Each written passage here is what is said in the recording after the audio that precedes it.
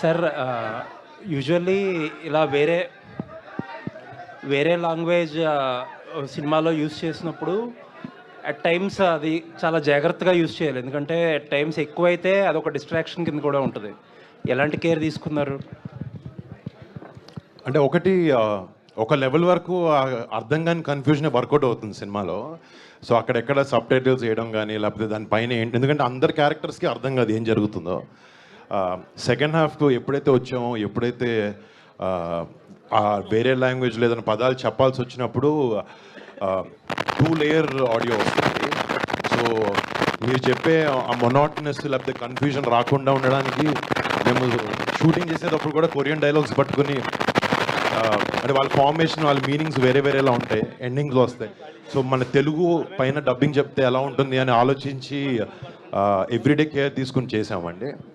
And అంటే ఒకటి, dubbing సినిమాలో ఉండకూడదు, it should sound very natural, వేరే లాంగ్వేజ్ మీద మన తెలుగు మాట్లాడినప్పుడు అని we took care in that way. అంటే అది ఇఫ్ యు సీ చాలా వరకు అది న్యాచురల్గానే ఉంటుంది. అండ్ కావాల్సినప్పుడు క్యారెక్టర్స్ ఎక్స్ప్లెయిన్ చేసేటప్పుడు అంతా ఆ డీటెయిలింగ్లోకి దిగలేదు, ఇంకొక లేయర్ ఆఫ్ ఆడియో వేసే అవసరం పడలేదు మాకు. అండ్ లాస్ట్ ఫ్యూ ఇయర్స్గా people are talking about different films చేయాలి. ఒక రొటీన్ సినిమాలకు ఆడియన్స్ రావట్లేదని మనం మాట్లాడుతున్నాం. You have been doing these different films. ఈ ట్రెండ్ స్టార్ట్ అవ్వకముందు నుంచి స్టార్ట్ చేశారు. బట్ ఈ లాస్ట్ 1.5 year 2 yearsలో ఆడియన్స్లో ఒక రకమైన ఫ్యాటిక్ వచ్చింది డిఫరెంట్ ఫిల్మ్స్కి.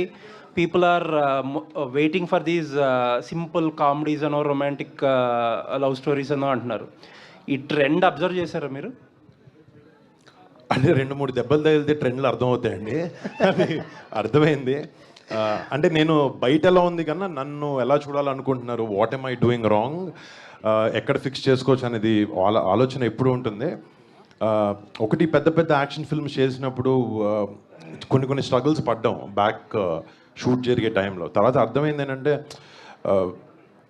మనకుండే స్పేస్లో మనకుండే రిసోర్సెస్తో మనం ఏది బెస్ట్ చేయగలుగుతాం అని ఆలోచించినప్పుడు ఈ సినిమా వచ్చింది. అండ్ మీరు చెప్పినట్టే ఎంటర్టైన్మెంట్ స్పేస్లో సినిమాలు కొంచెం తక్కువ వస్తున్నాయి అని అనిపించింది నాకు కూడా. అండ్ ఎస్పెషలీ నేను చేయలేదు. అండ్ ఆడియన్స్కి ఎప్పుడూ పెద్ద కష్టపడే విషయం కాకుండా వాళ్ళు ఎంటర్టైన్ చేసే విధానం, అంటే యాక్షన్ ఫిల్మ్స్లో కూడా ఎంటర్టైన్ చేయొచ్చు, but I felt as young actors జనాలు ఎంటర్టైన్ చేయడం కూడా చాలా ఈక్వల్లీ ఇంపార్టెంట్ అని, అందుకే ఈ సినిమా చేయాలని డెసిషన్ తీసుకున్నాను. All the best. Thank you so much. కొరియన్ Kanagaraj team, all the very best. Thank you. I wish a great success on August 7th. Trailer కూడా చాలా ఎక్సైటింగ్ ఉంది. అంటే ఒక్కొక్కసారి ట్రైలర్ ఒకసారి చూడడానికే బాధగా ఉంటుంది, అలా 3 సార్లు చూసినా కూడా స్టిల్ రిఫ్రెషింగ్ గానే ఉన్నది. కాబట్టి థ్యాంక్ గాడ్ అండి. 3 సార్లు చూసినా మరోసారి చూడాలన్నట్టుంది. Big congratulations to director Merlapaka Gandhi. You cut it very properly. Fantastic. Thank you sir, thank you so much. Varun Tej గారు, సార్ ఇప్పుడు ఈ ఫ్యాంటసీ క్యారెక్టర్ చేయడంలో అంటే మీరు ఎప్పుడు ఏదో కొత్త క్యారెక్టర్ ఎక్స్పెరిమెంట్ చేస్తూ వస్తున్నారు. ఇది కూడా కంప్లీట్గా ఒక న్యూ జానర్ లాగా అండ్ ట్రాన్స్ఫర్మేషన్ క్యారెక్టర్స్ ఉన్నాయి ఇందులో. మీరు దీనికి స్పెషల్గా what is the special effort that you put in this for character? పైగా బ్లూ అయ్యి చాలాసేపు ఉన్నట్టుగా ఉంది సినిమాలో. ఆ బ్లూ ఐ విఎఫ్ఎక్స్ అండి, అది నేను చేసింది లేదు. విఎఫ్ఎక్స్ ఆర్టిస్ట్ పడ్డ కష్టం. అంటే లాంగ్వేజ్ నేర్చుకోవడానికి, లేకపోతే ఒక distinctive verbal language, body language రెండు డిస్టింక్టివ్ క్యారెక్టర్స్కి ఎలా బ్యాలెన్స్ చేయాలి, ఎలా డిఫరెంట్గా కనపడాలనే దాని గురించి నేను డైరెక్టర్ గారు ఇద్దరం కలిసి కూర్చొని చేసిన ఎక్సర్సైజెస్ అన్నీ ఇంప్లిమెంట్ చేశాం. ఇప్పుడు కనకరాజ్ క్యారెక్టర్ అంటే వాడు చాలా వైబ్రెంట్గా, కొంచెం లౌడ్గా ఉంటాడు. And the other character is very subtle and very menacing. So క్లియర్గా ఈ క్యారెక్టర్కి ఉన్న ట్రేట్స్ ఏంటి, ఈ క్యారెక్టర్కి ఉన్న ట్రేట్స్ ఏంటి, దాన్ని ఎట్లా డిస్టింగ్విష్ చేసుకుని ఎలా ప్లే చేయాలి అని ఒక థాట్ ఎక్సర్సైజ్ చేసాం. అది ఏంటంటే ఒక రోజులో జరిగే ఎక్సర్సైజ్ కాదు, రిహార్సల్స్ లాంటివి నేను డైరెక్టర్ గారు చేసి ఒక కంక్లూజన్కి వచ్చాం, ఈ క్యారెక్టర్ ఇలా చేయాలి, ఈ క్యారెక్టర్ ఇలా చేయాలి అనే దాని మీద. అంటే ఇప్పుడు ఇందులో ఫ్యాంటసీ ఫిల్మ్ అనగానే ఎక్కడో ఆ పాజిటివ్స్ అండ్ నెగిటివ్స్ కానీ లేకపోతే ఆ అప్లికేషన్స్ కానీ సరిగ్గా బ్యాలెన్స్ అయితే చాలా ఇంట్రెస్ట్గా ఉంటుందండి. ఎక్కడైనా చిన్న ఇంబ్యాలెన్స్ ఉన్నది అంటే కొంచెం దాన్ని రిడెండెంట్గా ఫీల్ అవ్వడం కానీ ఏంట్రా బాబు ఇలాగున్నదని అనిపించడం కానీ అంటే మేము చాలా న్యాచురల్గా అనిపిస్తుంది. మేము చాలా క్లియర్గా ఇది ఒక ఎంటర్టైనర్గానే చూసామండి. దీంట్లో ఉండే ఎలిమెంట్స్ మీరు ఏదైతే సూపర్ న్యాచురల్ ఎలిమెంట్స్ చెప్పారో, ఏదైతే కమర్షియల్ మాస్ ఎలిమెంట్స్ విలేజ్లో ఉన్నవి చెప్పారో, ఇవన్నీ కథతో పాటే వెళ్తాయి. ఎక్కడ ఏది మీకు ఇబ్బందికరంగా ఏ ఉండో. It's more on a comedy entertainer స్పేస్లోనే ఉండబోతుంది సినిమా. సో ఎక్కువ అంటే నేను లాజిక్ లేదు అనే మాట అనను. అంటే ఇది ఒక ఫిక్షన్ అండి. ఒక మనిషికి దెయ్యం ఎక్కుతుంది అనేది ఒక ఫిక్షనల్ థింగ్. సో మేము ఏదైతే కథ చెప్తామో, ఏదైతే రూల్స్ పెడతామో, వాళ్ళకి ఇలా అంటే దెయ్యం వస్తుంది, ఇలా అంటే పోతుంది అని చెప్పాం. అది ఒక్కొక్కరు ఒక విధంగా చెప్పచ్చు ఒక సినిమాలో. కానీ ఈ సినిమాలో మాత్రం ఈ ఎలా చేయాలి, రూల్స్ ఏంటి, ఈ మా సినిమాలో తీసుకున్న ఫిక్షన్కి ఇష్యూస్ ఏంటి అనేది ఒక క్లియర్ కన్విక్షన్తో పెట్టుకుని తీసాం సినిమాలో. ఫెంటాస్టిక్. డైరెక్టర్ గారు, గాంధీ గారు, ఇప్పుడు వరుణ్ తేజ్ గారికి ఉండే ఆ wide mass following, mass appeal ఇవన్నీ దృష్టిలో పెట్టుకుంటే ఇది ఫ్యాంటసీగా మోర్ ఎంజాయబుల్గా ఉంటుందా, ఎక్స్పెరిమెంట్ లాగా అనిపించే అవకాశం ఏమైనా ఉందా? సార్ మోర్ ఫస్ట్ నుంచి కూడా ఇది ఎంటర్టైన్మెంట్ సార్, కామెడీ ఫిలిం. ఎవరు హీరో గారు ఏదైతే ఆ ఫ్యాంటసీ అదే ఏదైతే అంటున్నారో దాంతో పాటు కూడా మోర్ ఫన్ సార్. మన సత్య హీరో గారి మధ్య, మురళీధర్ గౌడ్ గారి మధ్య, వీళ్ళ మధ్య ఆ కొరియన్ దెయ్యంకి ఎలా జరిగింది వాళ్ళ ఇన్సిడెంట్స్, సీన్స్ అన్నీ అనే కైండ్ ఆఫ్ దీంట్లో మోర్ ఫన్, ఒక ఒక ఒక ఫ్రెష్ ఫీలింగ్ ఉంటుంది సార్. Fresh feeling. యా అంటే ఇంతకు ముందు దీని ఇన్స్పిరేషన్స్ ఏం లేవుగా? ఏం లేవు సార్, ఏం లేవు. స్ట్రైట్ అవే రాసిన. Yeah sir. ఫెంటాస్టిక్. సత్య గారు, మీ తాలూకా పర్సనల్ ఎక్స్పీరియన్స్, మీరు ప్రతి సినిమాలో ఎంటర్టైన్మెంట్ బాగా చేస్తారు, మీకు మార్క్ ఉన్నది.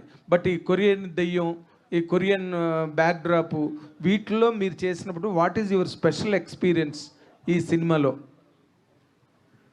కామెడీ ప్రతి సినిమాలో చేస్తారు మీరు, మిమ్మల్ని పెట్టుకునేదే కామెడీ కోసం కదా? కామెడీతో పాటు అంటే ఒక క్యారెక్టర్లో ఉంటుందండి ఇందులోనా? ఇందులో క్యారెక్టర్లో ఉంటుంది. ఆయనతో పాటు క్యారెక్టర్లో ఉండడం ఏంటి? అంటే కామెడీ, స్పెషల్గా కామెడీ అనే కాకుండా స్టోరీతో పాటు స్టోరీలో కూడా ఇన్వాల్వ్ అయ్యి ఉన్న క్యారెక్టర్ అండి. ఓకే. స్పెషల్ హైలైట్గా మీ క్యారెక్టర్ పరంగా కానీ, లేకపోతే వరుణ్ తేజ్ గారి క్యారెక్టర్ పరంగా కానీ, కథ పరంగా కానీ మీరు ఫీల్ అయిన ఒక స్పెషల్ టచ్ ఏం చెప్పమంటే చెప్తారు? ఆయన 2 వేరియేషన్లు చేశారు సినిమాలో. అవును. దానికి తగినట్టు 2 వేరియేషన్స్ నేను కూడా చేయాల్సి వచ్చింది. అంటే ఫస్ట్ క్యారెక్టర్ చాలా ఫ్రెండ్లీగా ఉంటుంది, రెండో క్యారెక్టర్కి భయపడుతూ ఉంటుంది. సో అది స్పెషల్గా ఉంటుంది సినిమా. ఎంజాయ్ చేశారా, స్ట్రెయిన్ అయ్యారా? ఎంజాయ్ చేశాను సార్. సినిమా అసలు నేను చాలా ఎంజాయ్ చేస్తూ చేశానండి. ఇది వరుణ్ గారు ఆధ్వర్యంలో చాలా ఎంజాయ్ చేశాను. వరుణ్ గారు ఆధ్వర్యం ఏంటి? మీరు అడిగేంత కాంప్లికేటెడ్గా అయితే మా సినిమా ఉండదండి. చాలా సింపుల్గా ఒక కామెడీ ఎంటర్టైనర్ సినిమా, అంతే. అందరూ ఎంజాయ్ చేస్తాం. అందరికి ఒక మంచి ఆథర్ బ్యాక్ రోల్ ఉంది సినిమా. వరుణ్ గారి ఆధ్వర్యం అంటున్నాడు. సత్య గారి ఆధ్వర్యంలో నేను చెప్తానండి. ఇప్పుడు ఏది నిజాలు మాట్లాడుకోవడానికి మనకి 2 గంటలు పడుతుంది. హలో ఇప్పుడు వరుణ్ గారు, వరుణ్ గారు, హలో వరుణ్ గారు ఇక్కడ. Hi sir. హలో యాక్చువల్గా వరుణ్ గారు ఎలా ఉన్నారండి? సారీ, ఇక్కడ హాయ్, ఎలా ఉన్నారు? లెగ్ ఎలా ఉంది? ఓకే అండి, గెటింగ్ బెటర్. ఓకే. మళ్ళీ ఎన్ని రోజుల్లో వస్తారా యాక్షన్? ఒక 15-20 డేస్లోకి వచ్చేస్తారా? ఇంకొక 2-3 నెలలు పడుతుంది. ఓకే. అంటే ఇప్పుడు మీరు సినిమా ఫలితంతో సంబంధం లేకుండా చాలా ఎక్స్పెరిమెంట్ చేశారు నటుడుగా, అది చాలా అభినందనీయం. మీరు చాలా ఎక్స్పెరిమెంట్లు చేశారు. అయితే ప్రతి యాక్టర్కి ఒక కమర్షియల్ హిట్ అనేది కావాలి. అంటే గత సినిమాలతో పోలిస్తే ఈ సినిమాలో అంటే అవన్నీ, అందులో ఏంటి మైనస్ ఏంటి ప్లస్ చూసుకొని ఈ సినిమాని చూస్ చేసుకున్నారా? ఎట్లా ఈ సినిమా మీద మీ కాన్ఫిడెన్స్ లెవెల్ ఎలా ఉన్నాయి? అంటే మీరు చెప్పినట్టు తప్పు ఉప్పులు అన్నీ ఆలోచించుకుని దేంట్లో లోపం ఉంది, ఏది బెటర్గా చేయొచ్చు అని ఆలోచన పెట్టుకుని ఈ సినిమా చేయాలన్న డెసిషన్కి వచ్చాం. అంటే నేను చేసిన సినిమాలు ఎక్కడో ఒక నీష్ ఆడియన్స్కి మాత్రమే కేటర్ చేసేలాగా ఉన్నాయని అనిపించింది నాకు. సో అందరికీ నచ్చే సినిమా తీయాలి, అందరికీ ఇష్టపడే సినిమా తీయాలనే ఉద్దేశంతో ఈ సినిమా తీసామండి. వరుణ్ గారు యాక్చువల్లీ అందరూ చెప్పినట్టే ఎప్పటికప్పుడు డిఫరెంట్ ఫిల్మ్స్ ఎక్స్పెరిమెంట్లు చేసుకుంటూ వచ్చారు. లైక్ లవ్ స్టోరీస్ చేసినా, ఎంటర్టైన్మెంట్ చేసినా మధ్యలో ఎక్స్పెరిమెంట్ ఉంటుంది. ఎవ్రీ ఫిలింకి మీరు ఒక ఛాలెంజెస్ ఫేస్ చేస్తారు, లైక్ ఆ ఎక్స్పెరిమెంట్ సంబంధించి. ఈ సినిమా కూడా సోల్ కానీ అదంతా హారర్లో ఒక ఎక్స్పెరిమెంట్ అనుకోవచ్చు. ఈ సినిమా ఎక్స్పెరిమెంట్ అనకండి, అట్లా ఎక్స్పెరిమెంట్ కాదు ఇది. సో ఈ సినిమాకి సంబంధించి మీరు ఫేస్ చేసిన ఛాలెంజెస్ ఏంటి? లైక్ స్లాంగ్ పట్టుకోవడమా, లేదంటే ఆ సోల్ మీలోకి వచ్చినప్పుడు ఆ పర్ఫార్మెన్స్? అంటే డెఫినెట్లీ ప్రతి సినిమాలో ఉండాల్సిన ఛాలెంజెస్ ఉంటాయి. ఒక క్యారెక్టర్ ప్లే చేస్తాం, దీంట్లో ఒక డ్యూయల్ పర్సనాలిటీ లాగా ఉంటుంది. సో 2 చేసేటప్పుడు డిఫరెన్స్ ఎలా మెయింటైన్ చేయగలగాలి, ఒకేలా ఉండకూడదు రెండు. అండ్ జనరల్ ఏంటంటే చాలా సినిమాల్లో విలన్ వేరే హీరో వేరే అలా ఉంటుంది, బట్ దీంట్లో ఇద్దరు ఒకే బాడీలో ఉన్నప్పుడు ఎలాంటి కాంప్లికేషన్స్ వస్తాయి, ఎలా ఉంటుంది అనేది దట్స్ ద మెయిన్ క్రక్స్ ఈ సినిమాలో. అండ్ పర్ఫార్మెన్స్కి వచ్చినప్పటికీ ఇట్ వాస్ డెఫినెట్లీ ఛాలెంజింగ్. ఒక యాక్టర్గా నాకు ఒక సాటిస్ఫాక్షన్ ఇచ్చింది ఈ సినిమా చేయడం. ఓకే, రీసెంట్గా కళ్యాణ్ గారు బరీ లాంచ్కి వచ్చారు. ఆ సినిమా సంక్రాంతి స్లాట్లో రిలీజ్ అవ్వాల్సింది. సో ఇన్సిడెంట్ వల్ల మిస్ అవుతున్నాననే ఫీలింగ్ ఉందా సంక్రాంతికి? మీరు F2 అలా సంక్రాంతి సీజన్లో కూడా వచ్చారు కదా, బరీ ఏమన్నా సంక్రాంతి? అంటే కాలు ఇరిగి హాస్పిటల్కి వెళ్ళి డాక్టర్ చెప్పే ముందు వరకు ఉండింది మిస్ అవుతాను. డాక్టర్ చెప్పిన తర్వాత ఫస్ట్ హెల్త్ కూడా ఇంపార్టెంట్.